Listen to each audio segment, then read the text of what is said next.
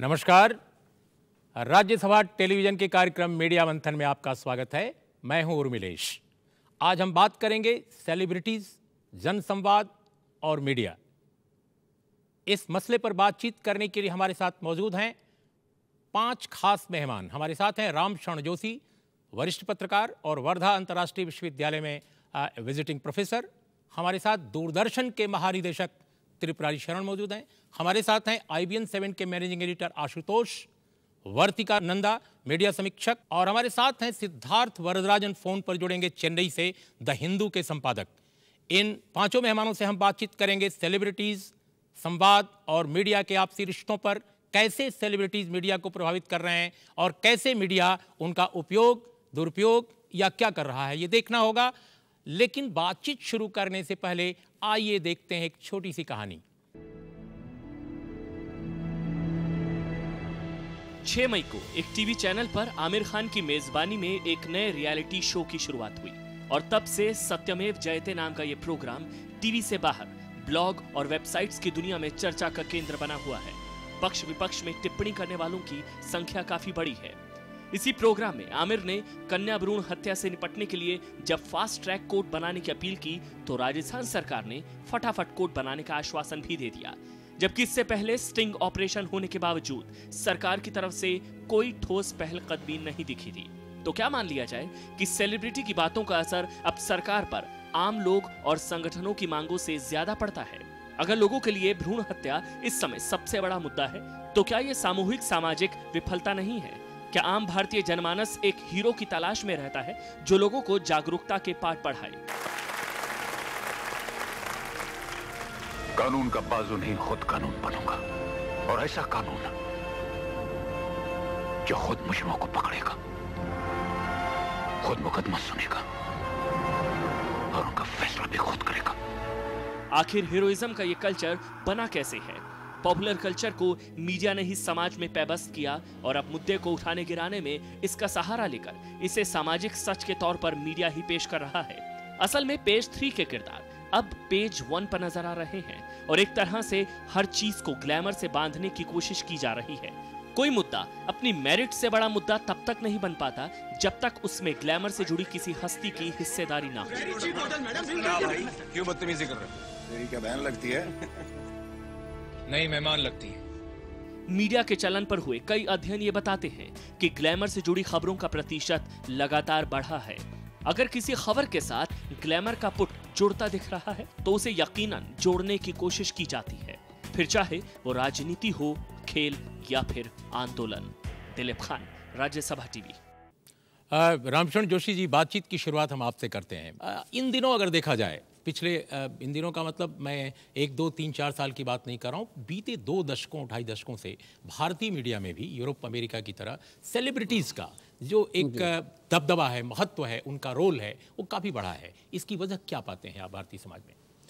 देखिए, आपने अभी बात कही 2-2.5 वर्ष, दशक, यानी 20-22 साल। 20-22 साल को हम एक खास संदर्भों में देखना होगा। पहली संदर्भ तो ये है कि इस 20-22 सालों में भारत की पॉलिटिकल इकोनॉमी पूरी तरह से बदल चुकी है। जब हम लोग मीडिया के बारे में आते हैं तो एक चीज़ याद रखिए कि मीडिया एक स्वतंत्र परिघटना नहीं है। यानी आप ये ना कहें कि वो बिल्कुल ऑटोनोमस है। वो हमारा जो सामाजिक, आर्थिक, राजनीतिक ढांचा और चिंतन है, उसी का ही एक प्रोडक्ट के रूप में हमें मीडिया को देखना चाहिए।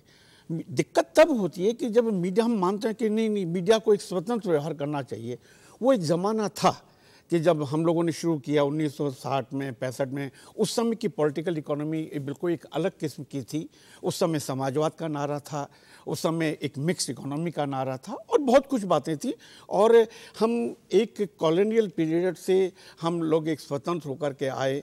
उस समय नेहरूवियन समाजवाद था और उसके बाद भी बहुत सी चीज़ें हुई। लेकिन 22 वर्षों में बहुत कुछ बदल चुका है। और एक चीज़ याद रखिए, हम वैश्वीकरण के 3रे चरण में जाने के लिए तैयार हैं। तो मीडिया का जो जोशी जी, हम बातचीत जारी रखेंगे। अभी हमारे साथ चेन्नई से जुड़े हैं द हिंदू के संपादक सिद्धार्थ वरदराजन।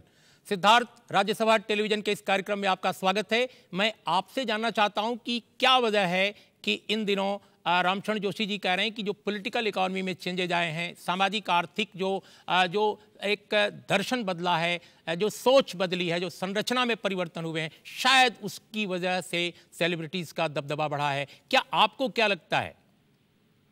देखिए, मुझे लगता है कि सेलिब्रिटीज है या नहीं है, उनकी संख्या बढ़ रही कि नहीं बढ़ रही है, क्या मीडिया का एक अहम हिस्सा ये लोग बन चुके हैं कि नहीं, इस सवाल का जवाब देने से पहले और उसके कारण खोजने से पहले मुझे लगता है कि मीडिया के बदलते हुए रुख को हमको समझना पड़ेगा कि हिंदुस्तान के अंदर खासतौर पर पिछले 15-20 साल से मीडिया सिनारियों में कैसी परिवर्तन आई है। खासतौर पर अगर हम अखबार का एक चेहरा देखें तो 10-15 साल पहले जिन चीजों पे अखबारात ज्यादा तवज्जो देते थे, इन दिनों क्या वो वही एम्फेसिस रहता है? मतलब कि एक जमाना था जब आप पॉलिटिकल इकोनॉमी से जुड़े हुए खबरें आप पहले पेज पे पढ़ सकते थे, या जो सामाजिक जो समस्याएं हैं, लोगों की कठिनाइयां हैं, उनके बारे में आप खबरें एक तरह से पढ़ने को मिलती थी। क्या हमारे अखबार ठीक उसी तरह उन चीजों पे फोकस करते हैं कि नहीं करते? अगर नहीं करते तो इसकी वजह क्या है? तो मुझे लगता है कि मीडिया का जो एक चेहरा है आज, इसमें एक ट्रिवियलाइजेशन जरूर मुझे नजर आता है, जहाँ पे एक सेलिब्रिटीज के बारे में एक थोड़ा सा ऑब्सेशन है। फिल्मी कल्चर को हम ज्यादा महत्व देते हैं बजाय इसके कि और हिंदुस्तान के अंदर जो कॉल कल्चरल चीजें हैं। और मुझे लगता है कि ये एक मीडिया का एक हिस्सा बन चुका है। पहले फिल्मी खबरें, फिल्म दुनिया से जुड़ी हुई खबरें, फिल्म पर्सनालिटी से जुड़ी हुई खबरें आपको कभी पेज वन पे आपको कभी दिखाई नहीं देंगी। अच्छा सिद्धार्थ, मैं बीच में आपको रोक कर एक और सवाल कह रहा हूं कि पहले भी सेलिब्रिटीज भी हमारे समाज में, या नायकत्व जिनको था, एक तरह के हीरोज थे, उनको महत्व मिलता था, ऐसा नहीं कि नहीं मिलता था। लेकिन इन दिनों आप देखते हैं कि अखबारों के पन्नों पर या टेलीविजनों में, प्राइवेट चैनलों पर काफ़ी हद तक जैसे बहुत सारे ऐसे भी हीरोज आपको दिखाई देते हैं, बहुत सारे ऐसे सेलिब्रिटीज भी दिखाई देते हैं जो सिर्फ भारत के बहुत छोटी आबादी के बहुत छोटे समुदायों के बीच जाने जाते हैं। आप जैसे उद्योगपतियों की पत्नियां, बड़े बड़े जो कारपोरेट हाउसेज हैं, उनमें काम करने वाले कुछ महत्वपूर्ण लोग जिनको देश की बड़ी आबादी बिल्कुल नहीं जानती, लेकिन वो भी सेलिब्रिटीज के रूप में प्रोजेक्ट होते हैं। पेज 3 के बहुत सारे लोग पेज 1 पर आ चुके हैं। तो ये जो ट्रेंड मीडिया में है, इसको कैसे विजुलाइज करते हैं, कैसे एनालाइज करते हैं? बिल्कुल, तो आपने बड़ा सही फरमाया कि सबसे पहले सेलिब्रिटीज की जो परिभाषा है वो बदल रही है। एक जमाने में दिलीप कुमार जी, राजकुमार, राज कपूर, इन्हीं को माना जाता था। मीका अंबानी जी ले लीजिए और लोग ले लीजिए। तो इस तरह से मीडिया इन लोगों को क्रिएट और प्रमोट कर रहा है। लेकिन मैं इस सारे फिनोमेनन को मीडिया के बदलते हुए चेहरे से जोड़ूंगा, क्योंकि मीडिया एज ए होल जो समाज की जो सीरियस समस्याएं, इन पे कम फोकस कर रही है। तो जाहिर है कि अगर आप उन बुनियादी मसाइल से हट के आप और चीजों पे तवज्जो दे रहे हैं, तो फिर आप खबरें जो है इन जगह पाएंगे जहां पे पहले हम लोग नहीं पाते थे। सिद्धार्थ, हम आपसे बातचीत जारी रखेंगे। अभी हमारे साथ त्रिपुरारी शरण हैं, दूरदर्शन के महानिदेशक। त्रिपुरारी, आपको क्या लगता है? सिद्धार्थ कह रहे हैं कि ये जो कुछ चीज़ें सेलिब्रिटीज़ का जो एक असर दिख रहा है, या उनकी जो बढ़ती हुई भूमिका दिख रही है, या यूँ कह सकते हैं कि सेलिब्रिटीज़ का चेहरा भी जो बदला है भारतीय मीडिया में, तो ये दरअसल मीडिया के अंदर जो बदलाव हैं उनका भी रिफ्लेक्शन है। आपको क्या लगता है? देखिए, एक तो सेलिब्रिटीज़ का चेहरा बदला है, वो एक अलग प्रश्न है, और सेलिब्रिटीज़ की भूमिका बदली है, उनका प्रभाव बदला है, ये एक अलग प्रश्न है। ऐसा नहीं है कि अगर आप एडवांस वेस्टर्न कैपिटलिस्ट कंट्रीज़ में भी जाएं तो वहाँ पे ये डायनेमिक्स जो है बहुत पहले से चालू था। आज ओपरा विनफ्री हैं, आज से 40 साल पहले एरिक वान डैनिकन, ऐसे ऐसे कई सारे लोग रहे हैं सेलिब्रिटीज़ अपने ज़माने में। तो मैं इसको समझने के लिए इकोनॉमिक एंथ्रोपोलॉजिस्ट कार्ल पोलानी ने मार्केट सोसाइटी शब्द को ईजाद किया था।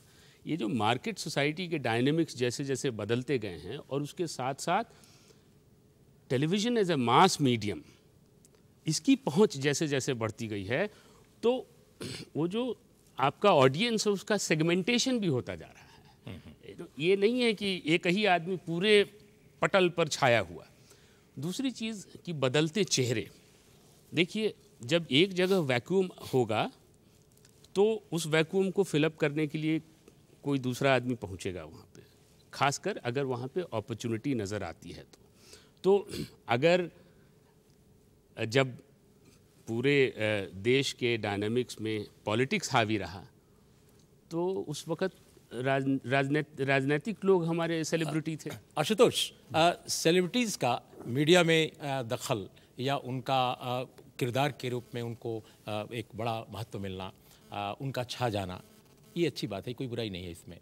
मैं समझता हूँ सत्यमेव जयते के जरिए अगर आमिर खान एक देश की बड़ी आबादी तक पहुँच रहे हैं एक ऐसी सामाजिक बुराई को लेकर जिसे ख़त्म करना हम सबका कर्तव्य है, तो अच्छी बात है। लेकिन मैं एक दूसरा सवाल आपसे जानना चाहता हूँ इसका जवाब कि क्या इस तरह का, मैं इन जनरल जो सेलिब्रिटीज़ का एक दबदबा जब बढ़ता है या उनको ही हर चीज़ में आप उतारते हैं, तो जो समाज के अंदर से एक डेमोक्रेटाइजेशन की जो प्रक्रिया है उसमें कहीं कमी आती है क्या?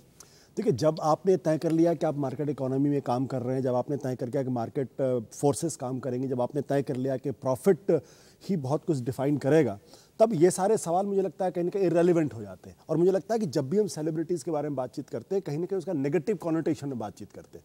मुझे लगता है ये इस बहस को नेगेटिव कॉनोटेशन में नहीं लेना चाहिए, बल्कि इसके पॉजिटिव कॉनोटेशन में लेना चाहिए। अगर आमिर खान सत्यमेव जयते जैसा प्रोग्राम और वो अगर बातें करते हैं तो उसमें कोई बुराई नहीं। सेलिब्रिटीज़ भी समाज का एक हिस्सा है, वो सक्सेसफुल लोग हैं, उनके एक एस्पिरेशनल वैल्यू है, लोग उनकी तरफ देखकर एक अपने एक हीरो को देखते हैं, और हीरो जो है वो समाज के अंदर कहीं ना कहीं बहुत कुछ करने के लिए एक बहुत बड़े तबके को उत्प्रेरित भी करते हैं। तो मुझे लगता है इस बहस को बजाय एक छोटे से संकुचित दायरे में लाने के इसको बड़े परिप्रेक्ष्य में लाना चाहिए और कहना चाहिए कि हमारे लार्जर डेमोक्रेटाइजेशन जो सोसाइटी का हो रहा है उसका एक हिस्सा है। और अगर बड़ी बड़ी सेलिब्रिटीज अगर आके काम करना चाहते हैं, अगर उनके अंदर दम है, अगर वो बातें करना चाहते हैं, तो अखबार के फ्रंट पेज पर टीवी की पहली खबर क्यों नहीं होनी चाहिए? मुझे इसमें कभी किसी तरीके कोई दिक्कत नहीं। सवाल इस बात का है कि आप जो कुछ तथाकथित जो कुछ छद्म किस्म के सेलिब्रिटीज जब वो पहले पढ़ने पाते हैं तब दिक्कत होती है। वर्तिका, लेकिन सिद्धार्थ एक दूसरी बात कह रहे हैं। वो ये कह रहे हैं कि मीडिया जो बड़ी आबादी के बड़े सवाल हैं उनसे बच रहा है, तो ये क्या देखिए, मैं मानती हूँ हम किस मीडिया की बात कर रहे हैं। अगर तो हमें सेलिब्रिटीज सिर्फ एंटरटेनमेंट चैनल्स में दिखाई दे रहे हैं, किसी को कोई सवाल खड़ा ही नहीं होता, क्योंकि एंटरटेनमेंट चैनल का काम ही है, वो उस पर ही पलता है, फलता फूलता है। हम बात शायद न्यूज़ मीडिया की कर रहे हैं, और न्यूज़ मीडिया में जब सेलिब्रिटी का वर्चस्व जब बढ़ने लगता है तो एक खतरा जो हल्का सा दिखाई देता है वो ये कि मास कम्युनिकेशन में से मास कहीं से गायब होता दिखता है। और दूसरी बात ये जो वॉक्स पॉपुली जर्नलिज्म है, जो कि ये मानता है कि वॉक्स पॉप बेस्ड जर्नलिज्म, जहाँ पर लोगों को अपनी आवाज़ को कहने का मौका मिले, अगर वहाँ सेलिब्रिटी ज़्यादा हावी हो जाए, ये खतरा है। मैं ये नहीं कह रही कि मैं ऐसा मानती हूं, लेकिन ये खतरा जरूर है कि फिर अगर मास वहां से गायब हो गया तो वो सेलिब्रिटी जर्नलिज्म होगा, मास कम्युनिकेशन नहीं होगा। हम इस चर्चा को आगे भी जारी रखेंगे, लेकिन एक छोटे से विराम के बाद।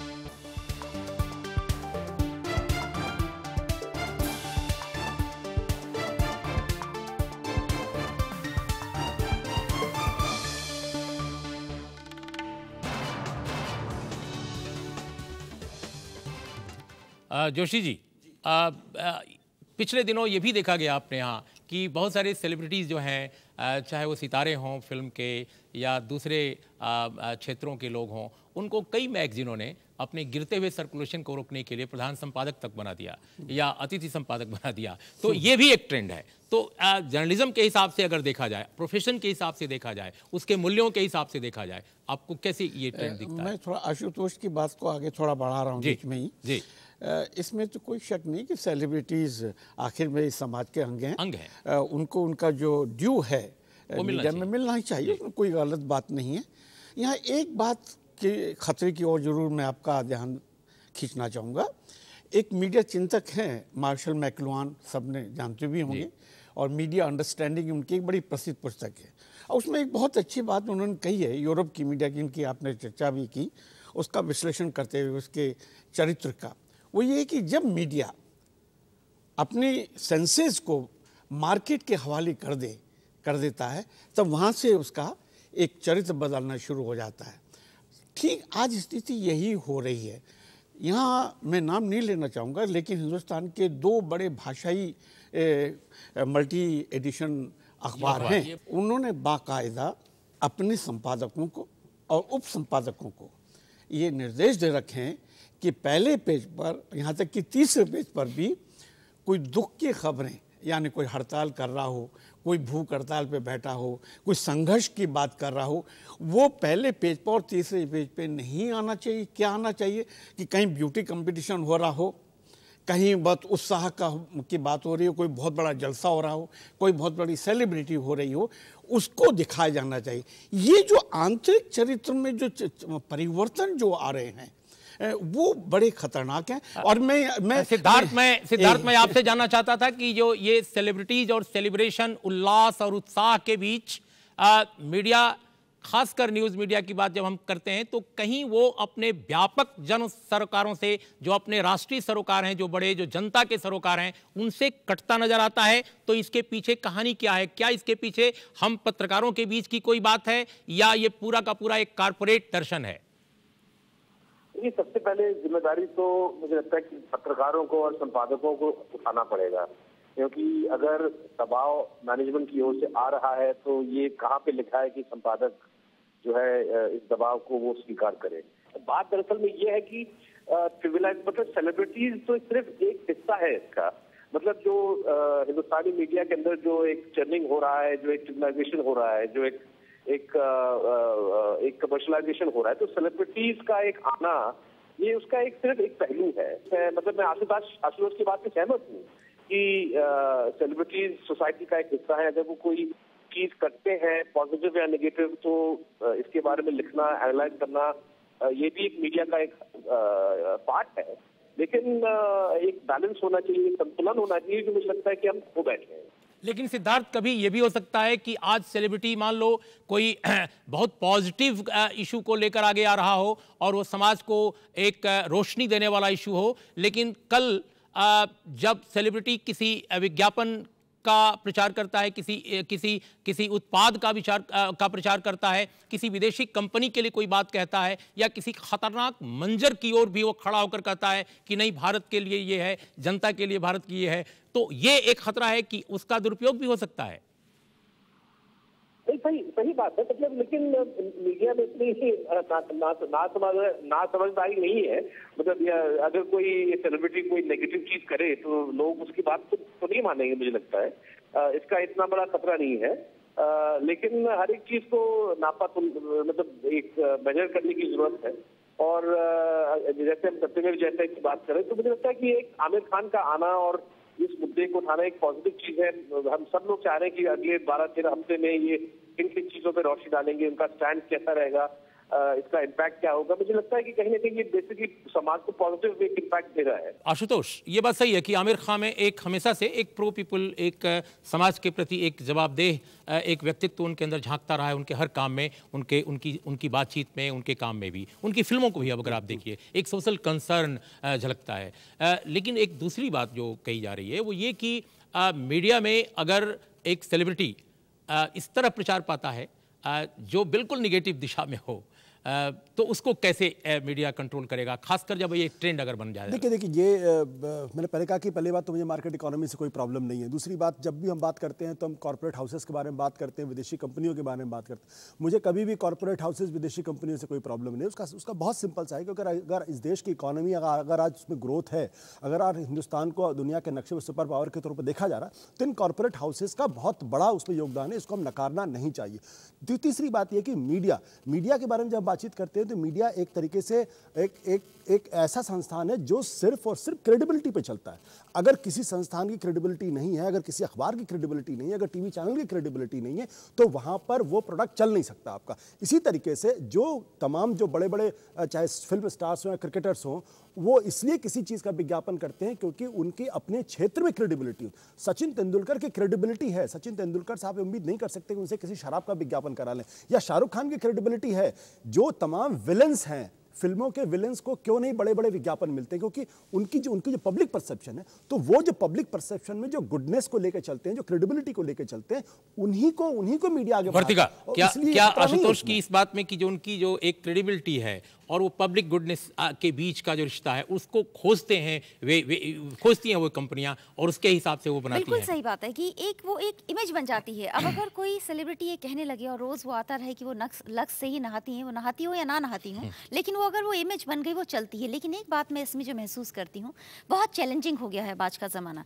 अब जैसे आमिर खान का ये शो है, अगर ये शो किसी एक नतीजे तक नहीं पहुँच पाता, अगर फॉलोअप नहीं हो पाता, क्रिमिनल्स अगर पकड़े नहीं जाते, तो ये फ्लॉप हो जाएगा और तब एक मुश्किल खड़ी होगी। इसलिए सेलिब्रिटी को इस्तेमाल आप एक लेवल तक कर सकते हैं, उसके बाद अगर वो स्टेज 2 पर ना पहुंचे तो वो दोनों के लिए, चाहे वो उसका ब्रॉडकास्टर हो या फिर वो सेलिब्रिटी हो, दोनों के लिए मुश्किल है। मैं बार बार इसमें कहती रही कि हमने इसमें विक्टिम को, 3 विक्टिम्स को हम लाए, लेकिन हमने कहीं ये नहीं दिखाया कि उन कल्प्रिट्स का क्या हुआ। वो भले ही केस अभी कोर्ट में है, पर आने वाले समय में जब अगर और एपिसोड्स जो आते हैं उसमें अगर कल्प्रिट को भी कहीं नैब किया जाता है, तब ये प्रोग्राम भी सक्सेसफुल होगा और सेलिब्रिटी का आना भी। त्रिपुरारी, आप कुछ कहेंगे? देखिए, मैं ये मानता हूँ कि सेलिब्रिटी जो जंतु है उसके पास दुधारी तलवार है। वो इधर भी चल सकती है, उधर भी चल सकती है। निर्भर आपके ऊपर करता है और आपके मकसद क्या हैं उस पर निर्भर करता है आप उसका कैसे इस्तेमाल करते हैं। ये बात सही है कि जब उसको आप एक सर्वप्रभुत्व संपन्न सत्ता बना देते हैं तो वो फिर लूज कैनन की तरफ किधर जाएगा, क्या करेगा, क्या नहीं करेगा। अल्टीमेटली आशुतोष की इस बात से मैं सहमत हूँ कि वो जाए किधर भी, लेकिन इन द लॉन्ग रन उसकी क्रेडिबिलिटी कैसे अफेक्ट होगी वो भी एक बहुत अहम मुद्दा है। सिद्धार्थ, हम आपसे जानना चाहते हैं कि ये बात एक तरह की सर्वसम्मति उभर रही है, रामशरण जोशी जी कुछ जरूर इस पर क्वेश्चन मार्क लगा रहे हैं। मीडिया के हिसाब से अगर हम देखें और मीडिया पर अगर आप बात करें तो मीडिया में जो संपादक नाम की संस्था है कि संपादक नाम की संस्था का लोप हो रहा है, और ये भी ट्रेंड कोई आश्चर्यजनक नहीं होगा कि आए कि कुछ सेलिब्रिटीज़ को, जो रिटायर होने वाली सेलिब्रिटीज़ हों या जो उम्र के एक दहलीज पर जाकर खड़ी हों, जब वो पुरानी पड़ जाएं, लोग संपादक उनको बनाना शुरू कर दें और उनको कहें कि मीडिया का जो झंडा बरदार है आप ही हो सकते हैं, ये ध्वजावाहक आप बनिए। ये ट्रेंड, ये हो सकता है कि एक महज कल्पना हो, लेकिन इस तरह की चुनौतियाँ, इस तरह के खतरे आप देख रहे हैं क्या? लेकिन मुझे फिलहाल तो ऐसा कोई डर नहीं नजर आता। हालांकि बहुत सारे अखबारों में गेस्ट एडिटर का एक सिस्टम शुरू किया है जहाँ पे वो किसी को इनवाइट करके उनसे एक दिन का अखबार निकालते हैं, और वो भी एक खास एक स्टेज मैनेज एक पब्लिसिटी स्टंट के रूप में किया जाता है। फिलहाल मुझे डर नहीं लगता, लेकिन डर मुझे इस बात का लगता है कि संपादकों से जो प्रोप्राइटर्स काम निकलवाते हैं, अखबारों को ट्रिविलाइज करने का, अखबारों को एक नेगेटिव डायरेक्शन में ले जाने का, जहाँ पे जो मीडिया का एक ट्रेडिशनल जो किरदार होना चाहिए वो उस किरदार को नहीं निभाते। मुझे लगता है कि इसका सबसे बड़ा खतरा है, और जो संपादक का जो एक डिक्लाइनिंग इंस्टीट्यूशन जिसका जिक्र आपने किया, मुझे लगता है कि ये इसकी एक रिफ्लेक्शन ऑलरेडी हमको नजर आ रही है। जोशी जी, आप इस बारे में क्या आपकी सोच है? देखिए, हमारे जो भारतीय पत्रकारिता 3 चरणों से गुजरी है। सबसे पहले मिशन, फिर प्रोफेशनलिज्म और फिर कमर्शियलिज्म। प्रोफेशनलिज्म होना कोई बुरी बात नहीं है, प्रोफेशनल होना चाहिए और मीडिया में होना चाहिए, किसी भी क्षेत्र में होना चाहिए। लेकिन प्रोफेशनलिज्म और कमर्शियलाइजेशन में सबसे बड़ा फ़र्क ये है, जिसको कि हम चालू भाषा में कहें धंधाकरण। जब एथिक्स नाम की कोई चीज़ नहीं रहती, कोई वैल्यूज़ कुछ नहीं रहती, सिर्फ क्या रहता है मेन मोटिव प्रॉफिट। जब सब कुछ ध्येय आपका बन जाए प्रॉफिट, और प्रॉफिट की कोई सीमा नहीं है, तब फिर क्या होता है कि हम मीडिया के जो आधारभूत तत्व हैं उसका सौदा करने लगते हैं, उसका व्यापारीकरण करने लगते हैं, और वहीं से जो आपके जो पेज 3 की कल्चर या सेलिब्रिटी की कल्चर वहाँ से शुरू हो जाती है। वर्तिका, लेकिन ये जो एक ट्रेंड तो है जिसका जिक्र सिद्धार्थ ने किया कि गेस्ट एडिटर बनाना, पेज 3 जो है उसको काफ़ी चमकाना और उसमें तरह तरह के लोगों को लाना, इसके अलावा बहुत सारी स्पॉन्सर्ड पेजेस, बहुत सारी स्पॉन्सर्ड जो सप्लीमेंट्स हैं वो निकालना, उसका भी एक तरह से जिम्मा इस तरह की सेलिब्रिटीज़ को देना, तरह तरह की सेलिब्रिटीज़, मैं अंडरकोट भी कह रहा हूँ। तो ये जो ट्रेंड इंडियन जर्नलिज्म का है, ये किधर आपको जाता दिख रहा है? देखिए, लॉलीपॉप सबको पसंद आती है और रंग बिरंगी लॉलीपॉप अगर उसे कोई रंग बिरंगी सेलिब्रिटी उसे बेचे तो और भी अच्छी लगती है, तो ये लॉलीपॉप करण है। लेकिन एक बात ये भी है, हम बार बार ये भूल जाते हैं कि इस देश की जनता बहुत स्मार्ट हो गई है, इस देश की जनता मीडिया लिटरेट हो रही है। अब ये दौर 1950 और 1960 वाला नहीं रहा जब हिंदुस्तान में लिटरेसी रेट नीचे था। अब जनता को समझ में भले ही थोड़ा देर से आता है, लेकिन वो एनालाइज करती है और वो ये भी जानती है कि जिन गेस्ट एडिटर्स को लाया जाता है उनमें से ज़्यादातर का उस अखबार से कोई सरोकार नहीं होता। तो ऐसा कुछ करने से पहले मेरा ख्याल है कि मार्केट का सर्वे कर लेना चाहिए, क्योंकि हंसी बहुत संक्षेप में त्रिपुरारी मैं आपसे जानना चाहता हूं, हमारे पास समय बिल्कुल खत्म हो चला है, कि जो मीडिया है उसका एक विशाल तंत्र है, लेकिन जो जनता है जो बहुत विशाल है, उससे भी विशाल है, लेकिन उसके पास कुछ भी ऐसा नहीं है जो मीडिया को वो कह सके। इसलिए मीडिया जब कहता है कि इस देश के राजनेता गैर जवाबदेह हो गए हैं, इस देश के ब्यूरोक्रेट गैर जवाबदेह हो गए हैं, तो बहुत आसानी से वो कह लेता है, लेकिन अपनी गैर जवाबदेही वो कहीं से नहीं जांचता। मैं सहमत नहीं हूँ आपकी। आज की तारीख में उर्मिलेश जी, जनता ने तय किया और इसीलिए 3/4 मीडिया समुदाय के जो मीडिया पब्लिक मतलब मीडिया हाउसेज हैं, 3/4 चैनल जो हैं वो घाटे में चल रहे हैं। ये जनता ने तय किया है। जनता तय करती है कि आशुतोष जी का चैनल वो देखेगी या नहीं देखेगी। एक शब्द क्रेडिबिलिटी, वो सबसे इंपॉर्टेंट है। तो ये बात मैं नहीं मानता। सिद्धार्थ आप सुनिए, इसमें जोड़ना चाहूंगा। आपने कहा था संपादकों के बारे में, हिंदी के अखबारों का प्रसार और हिंदी के अखबारों की गुणवत्ता तब बेहतर हुई है, थोड़ा मजाक में कह रहा हूं, जब संपादकों का नाम वहां से हटना शुरू हो गया। आज से 20 साल पहले अखबार के संपादक बहुत बड़े बड़े थे, लेकिन अखबार की क्वालिटी बहुत खराब। सिद्धार्थ, हमारे दोनों जो चैनल हेड हैं उनका कहना है कि जनता तय कर रही है कि कौन चैनल लोकप्रिय हो कौन नहीं, चाहे चैनल परोसे जो भी। तो आपको क्या लगता है कि जनता के पास या दर्शक के पास या व्यूअर्स के पास या पाठक के पास मीडिया पर सवाल उठाने का कोई फोरम नहीं है? मीडिया एक ऐसा रिपब्लिक है जहां कोई उस पर कोई सवाल उठाने की आजादी नहीं है, कम से कम जनता को। तो आपको क्या लगता है? मैं नहीं मानता हूँ कि जनता के हाथ में कुछ नहीं है। जनता के हाथ में, अगर हम टीवी की बात करें, जनता के हाथ में रिमोट कंट्रोल है। बहुत सारी ऐसे चैनल है जो आप और हम नहीं देखते, क्योंकि उनकी खबरों पे हम विश्वास नहीं करते। तो मुझे लगता है कि जनता भी इस चीज को समझती है। सिद्धार्थ, बहुत बहुत धन्यवाद आपको हमसे जुड़ने के लिए, और आप चारों मेहमानों का यहाँ बहुत बहुत धन्यवाद। मीडिया, सेलिब्रिटीज और जनसंवाद एक ऐसा विषय है जिस पर एक आधे घंटे की बहस में बहुत कुछ नहीं निकल सकता, लेकिन ये बहस जारी रहनी चाहिए। सेलिब्रिटीज़ हमारे समाज के वे नायक हैं जो बहुत कुछ करते हैं, बहुत कुछ समझते हैं, बहुत कुछ समझाते हैं। उनके पास क्षमता होती है शब्दों से कर्म को प्रेरित करने की, लेकिन सवाल इस बात का है कि मीडिया जो संवाद का एक बड़ा सशक्त माध्यम है, वो कैसे इस बात से सचेत रहे कि सेलिब्रिटीज़ के नाम पर, सेलिब्रेशन के नाम पर, उल्लास के नाम पर, नायकत्व के नाम पर कोई ऐसी बात न हो जिससे जनता के बीच और लोकतंत्र के बीच जो लोकतांत्रिकरण की प्रक्रिया है उसमें कोई बाधा न पड़े। इन शब्दों के साथ आपका फिर एक बार बहुत बहुत धन्यवाद।